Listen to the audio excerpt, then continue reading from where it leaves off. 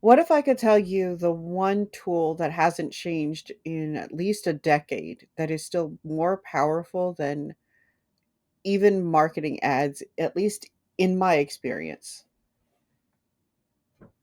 and that it would make all the difference in your book marketing efforts?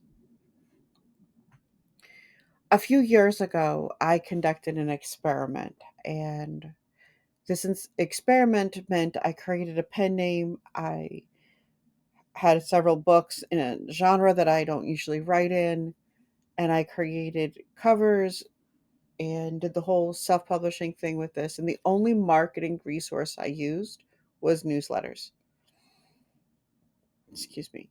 So that means I didn't do ads, I didn't do Facebook, I didn't do social media, I didn't even initially have a presence anywhere on social media for this pen name, which I'm not sharing. It's an experimental pen name. If I were to share it, it kind of ruins the results down the road if I need to use it again. But that in mind, I created a pen name from scratch. There was no followers, no books, no readers, no nothing. And then we put a book out. We used another book for a as a reader magnet, and that was all I did. And then I put out the first book. It directed people to the reader magnet. They downloaded the second book. I made the first email was me making sure that they got the book for download the magnet. The second email was following up with them, reminding them that reviews are such an asset and welcoming them to the community on the newsletter. And I touch on a little bit of what we can look forward to together. The third email reminds them that there's more books in this wide range of things.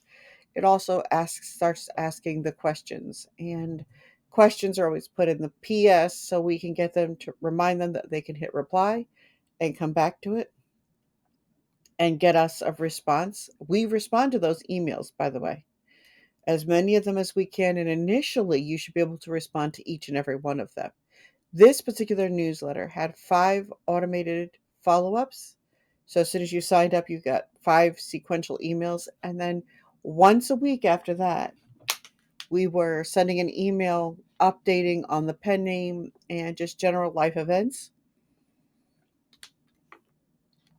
As we came up with a new book, we kind of gave a little preview and a snippet, and we talked about that. And once a week, this email would go out and a new person would sign up on the newsletter. I think we got to 40 when we started to see real results with that. And by the time I got to book 5 or 6, responding to every email, engaging, each book released could be predictably expect 40 sales. We were at 100. It stayed about that number. At 40, we weren't getting 40 sales. We were probably getting 10 reliable sales. By 100, we were getting about 40 sales. And that 40 sales for a no name pen name, for a no name in the genre that they were in, it was a highly competitive genre. But that newsletter guaranteed visibility, guaranteed reviews, guaranteed consistent traction for that pen name. And I could literally, it was like knowing I hit send and I could see sales almost immediately, whether I put it on pre order or I put it on direct. So this experiment proved to me that your newsletter is the single most powerful tool you've got. These people are in your newsletter. They are your customers. They're not Amazon's customers. They're not Barnes and Noble's customers. They're not Draft to Digital's customers. They're yours. That means you could talk to them directly. You build your community, you build your connections, and you empower yourself as a business owner as well as an author. You'll know that with a newsletter, it doesn't have to be a big newsletter. Being able to depend on even 10 sales without question on launch day is no small feat. When you are brand new and you have nothing ahead of you that says, I've built this and I've done this. When I did the experiment the first time, there was nothing. When I did the experiment the second time, About 4 or 5 years later, I've heard no, newsletters are dead. They're too much work. No point in this. And I heard a flood of that. I guess it would have been 2018, 2019. And so I did this again at the time. And when I did this again, I also another unknown pen name, this time in nonfiction. And again, I just released a email a week, and that newsletter again translated into redundant, repetitive sales.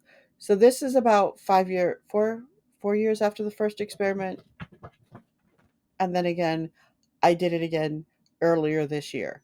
So we're now in 2025, and we're looking at about a decade of testing, proving that no matter what else you do, you need your newsletter. There are a lot of options that are fabulous for creating a newsletter. You just need to start with a 5 scheduled auto post sequence. And from there, you will find some really fabulous results. Even if they're just trickling in. Remember, the first results, actually, all of the results came from email newsletters that were under 500. The highest I got on my latest experiment was just about two something. So we're talking small newsletters. We aren't talking some kind of critical mass here. We're talking intentionally small, no following newsletters. So you can do this even if you initially start off with your friends and family. Everybody, I think, does, but it's a forward motion and it's something that you own. YouTube doesn't own it.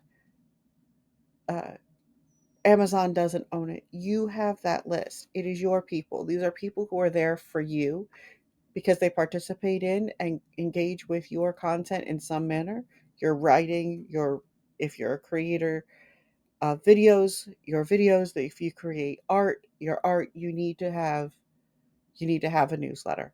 It doesn't have to be a weekly newsletter. I have found that's the most effective for authors. But that's based on my experiments and that's based on me testing. Every time somebody tries to tell me email is dead or tells me, they can't, that marketing is complicated, this is as complicated as writing a casual letter to a friend. It can be done very simply. It does lower the barrier for marketing. You're not looking at having to be everywhere on social media, make all the videos, do all the things. And as somebody, in my chat, for anybody who doesn't know, all of my videos or many of my videos are recorded in front of a live audience on Twitch, which you guys are welcome to join me. I'm the Lady Writes here on YouTube, and I'm the Lady Writes over there on Twitch as well. Uh, but marketing does make all the difference, but it's the right marketing for you that's going to have the most sustainable results. And if you're going to distill all of your efforts down to just one thing, it should be your newsletter. That's my experience.